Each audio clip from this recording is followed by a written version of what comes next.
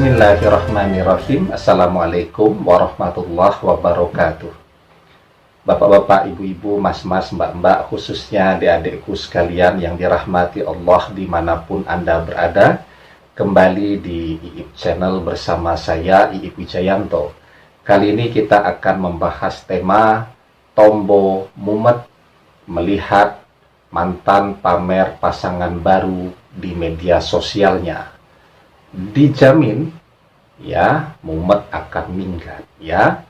Jadi kesalahan mendasar tuh yang selalu kita lakukan adalah kepo, rasa ingin tahu yang berlebihan terhadap apa yang terjadi pada kehidupan mantan ya. Padahal mantan tidak pernah mau tahu apa yang terjadi pada kehidupan Anda. Anda menghabiskan waktu selama berjam-jam setiap hari sangat tidak produktif. Cuman pengen tahu apa postingan terbaru dia. Kalau dia posting hal-hal yang standar tentang pekerjaan dan seterusnya, Anda merasa lega. Ketika dia posting pasangan barunya, Anda menderita. Malam tidak bisa tidur, ya, kemudian makan juga menjadi tidak bernafsu, badan lemes, kurus seperti orang cacingan nanti. Nah, jadi memang itu kerugian kita ya. Kita ini harus bisa mengalahkan diri kita sendiri, mengalahkan rasa ingin tahu yang ada di dalam diri kita. Saat ini ketika mantan Anda sedang senang-senang, yang harus Anda garis bawahi ya, Anda memikirkan dia 24 jam. Sampai tidur pun Anda masih mikirin dia, mimpi terus tentang dia ya. Saya sering dapat pertanyaan juga, Ustadz, kalau kita mimpi ketemu mantan atau melihat mantan atau berbicara dengan mantan, itu tanda apa? Ya, ya kalau itu terjadi secara alamiah, semoga itu tanda baik. Tapi kalau setiap hari Anda mikirin dia sebelum tidur, yang ada di dalam benak Anda, imajinasi Anda hanya membayangkan dia, kemudian kebawa dalam mimpi, artinya Anda yang kangen sama dia. Ya, nah, Anda mikirin dia terus. Padahal dia tidak pernah mikirin Anda.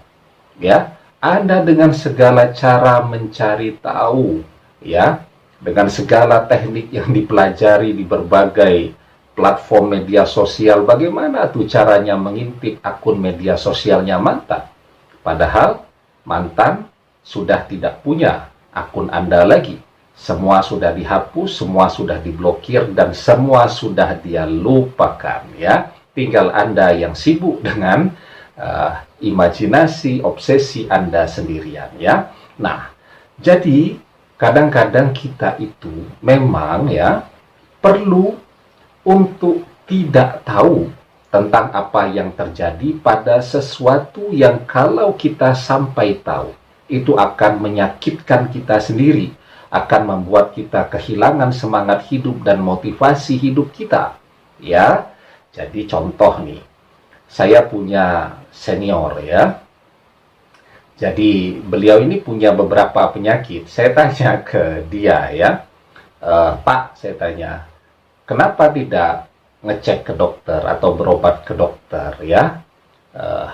Kan keluarganya juga sudah minta untuk berobat ya. Saya pun dipesankan untuk menasehati senior saya ini agar mau berobat. Dia bilang, saya kan baik-baik saja, saya merasa sehat-sehat saja, saya bisa beraktivitas seperti anak usia 20 tahun ya katanya. Padahal usianya sekarang sudah hampir 60 tahun ya.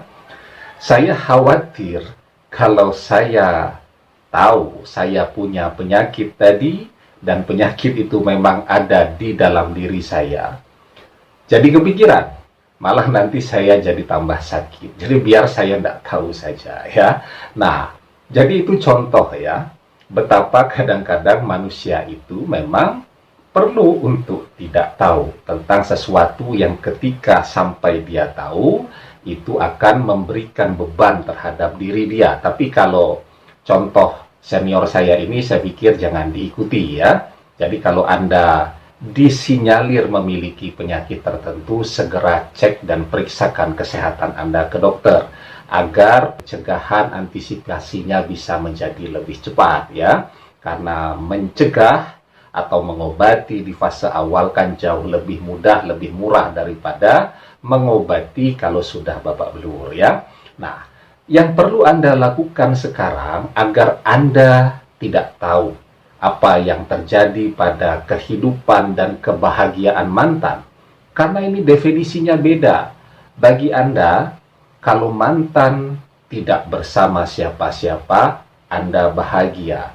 Sementara bagi mantan, kebahagiaan itu adalah ketika dia menemukan seseorang yang baru yang bisa dia pamerkan. Jadi yang perlu Anda lakukan, yang pertama, berpuasa. Ya, jadi kalau mau berpuasa sunnah saya dukung sekali itu baik sekali. Daripada Anda lagi sedih ya, kehilangan gairah dan semangat untuk makan, lebih baik sekaligus Anda berniat untuk puasa sunnah ya, berpahala. Dan ketika waktu berbuka puasa, sesedih apapun Anda, insya Allah tetap nafsu makannya akan muncul, sehingga tubuh Anda tetap seimbang dan stabil ya.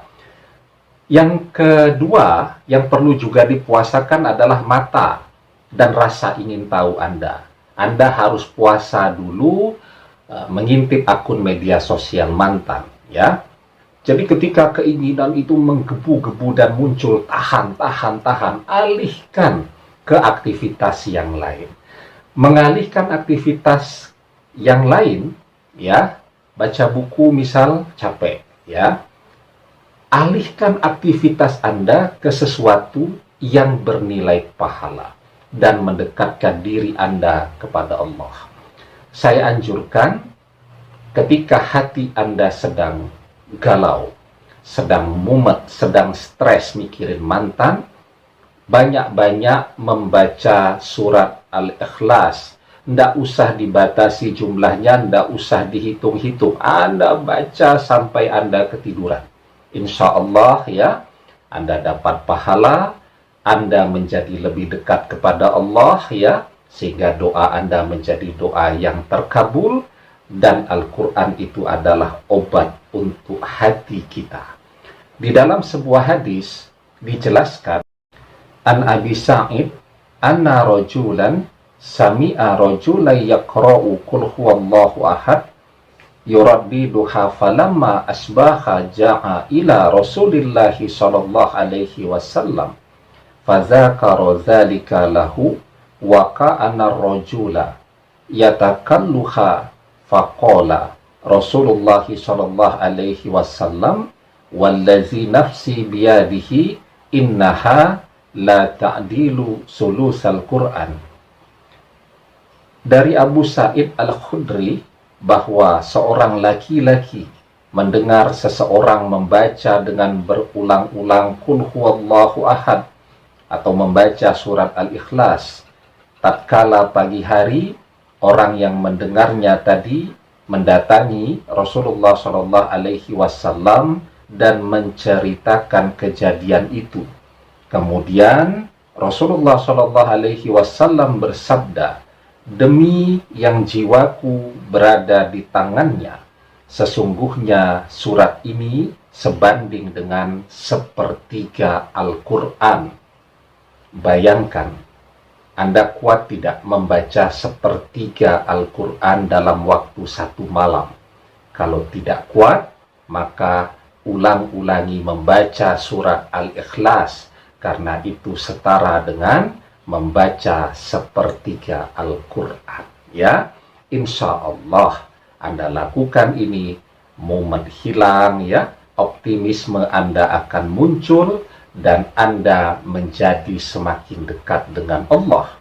Kunci sukses hidup adalah kedekatan dengan Allah. Ketika kita dekat dengan Allah, apapun yang kita butuhkan insya Allah akan Allah cukupi. Demikian, semoga bermanfaat. Wallahu a'lam bishawab, billahi taufik wal hidayah. Assalamualaikum warahmatullahi wabarakatuh.